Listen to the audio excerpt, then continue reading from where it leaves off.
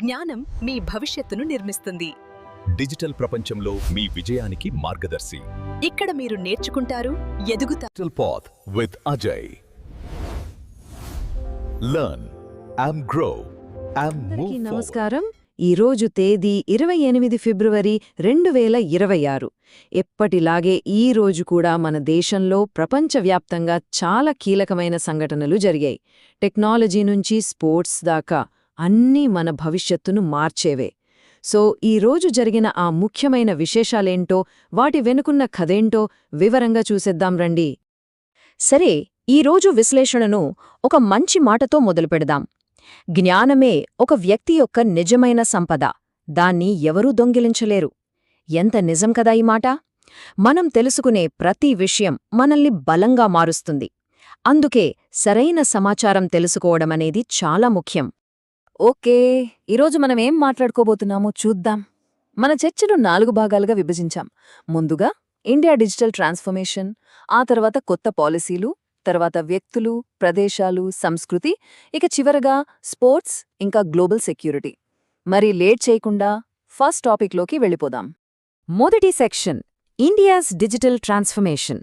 అసలు మన దేశ భవిష్యత్తును మార్చేస్తున్న టెక్నాలజీ గురించి మాట్లాడుకుందాం. మన చుట్టూ ఇప్పుడు అన్నీ డిజిటల్ అయిపోతున్నాయి కదా.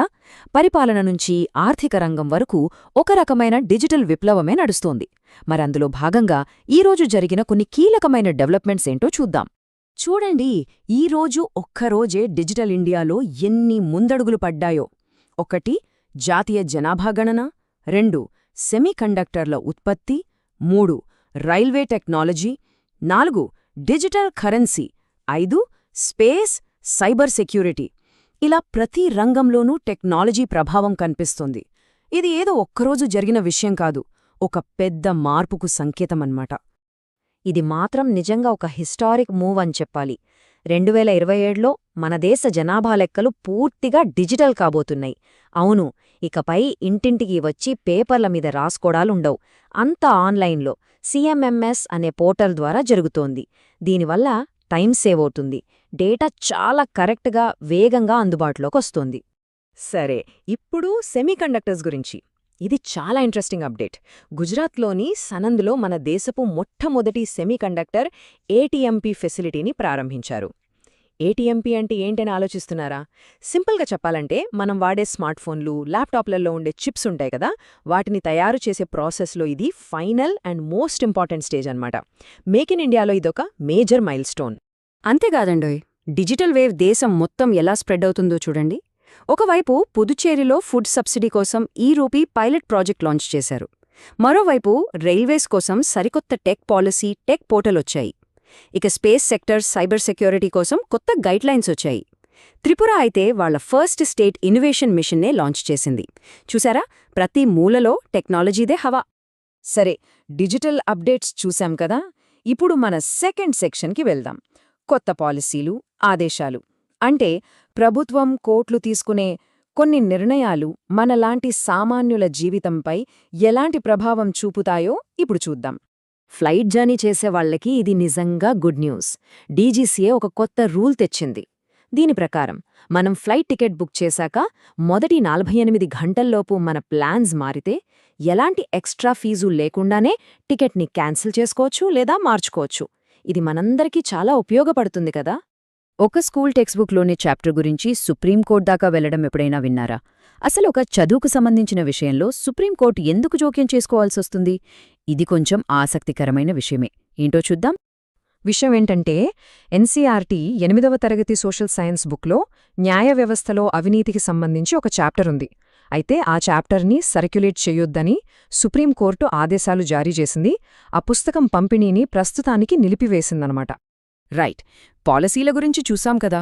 ఇప్పుడు మన మూడో సెక్షన్కి వెళ్దాం. People, places and culture. ఈరోజు వార్తల్లో నిలిచిన కొంతమంది ముఖ్యమైన వ్యక్తులు, ప్రదేశాలు, సాంస్కృతిక విశేషాల గురించి ఇప్పుడు మాట్లాడుకుందాం. 2 కీలకమైన అపాయింట్మెంట్స్, రెసిగ్నేషన్స్ జరిగాయి. 1. మణిపూర్లో జరిగిన హింసపై విచారణ చేసేందుకు ఏర్పాటు చేసిన కమిటీకి చైర్మన్గా జస్టిస్ బిఎస్ చౌహాన్ను నియమించారు. 2. World Economic Forum president Borge Brende తన పదవికి రాజీనామా చేశారు. ఒకటి జాతీయ స్థాయిలో, మరొకటి అంతర్జాతీయ స్థాయిలో జరిగిన ముఖ్యమైన మార్పులు. ఇప్పుడు దేశంలోని వేర్వేరు ప్రాంతాల నుంచి కొన్ని అప్డేట్స్ చూద్దాం. రాజస్థాన్లోని అజ్మీర్లో ఒక పెద్ద హెచ్పివి వ్యాక్సినేషన్ డ్రైవ్ మొదలైంది. ఇక సిక్కింలోని పాక్యాంగ్ ఎయిర్పోర్ట్కి స్వాతంత్ర్య సమరయోధుడు త్రిలోచన్ పోఖరేల్ పేరు పెట్టబోతున్నారు. అలాగే నాగాలాండ్లోని దిమాపూర్లో నార్త్ ఈస్ట్ స్ప్రింగ్ ఫెస్టివల్ 2026 చాలా గ్రాండ్గా జరుగుతోంది. ఓకే, ఇక మనం చివరి సెక్షన్కి వచ్చేసాం. Sports and global security. ఇక్కడ ఒకవైపు క్రికెట్ పిచ్పై ఉత్సాహం, మరోవైపు ప్రపంచ భద్రతకు సంబంధించిన సీరియస్ విషయాలు. ఈ రెండింటి గురించి ఇప్పుడు మాట్లాడుకుందాం. 256 ఫర్ 4. ఈ నంబర్ చూడగానే క్రికెట్ ఫ్యాన్స్కి అర్థమైపోయింటుంది. ఇది మామూలు స్కోర్ కాదు. T20 వరల్డ్ కప్లో టీమిండియా సృష్టించిన ఒక రికార్డ్. అసలు ఈ స్కోర్ వెనుకున్న కథేంటో ఇప్పుడు చూద్దాం. దాని ప్రాముఖ్యత ఏంటంటే, జింబాబ్వేతో జరిగిన మ్యాచ్లో ఇండియా కొట్టిన ఈ స్కోర్ T20 వరల్డ్ కప్ హిస్టరీలోనే సెకండ్ హయ్యెస్ట్ టోటల్. ఇది నిజంగా ఒక అద్భుతమైన, గుర్తుండిపోయే విజయం. సరే, ఇప్పుడు క్రికెట్ గ్రౌండ్ నుంచి గ్లోబల్ సెక్యూరిటీ విషయానికి వద్దాం. జపాన్ ఒక ముఖ్యమైన నిర్ణయం తీసుకుంది. వాళ్ల యోనాగుని ద్వీపంలో సర్ఫేస్ టు ఎయిర్ మిస్సైల్స్ని మోహరించినట్లు ప్రకటించింది.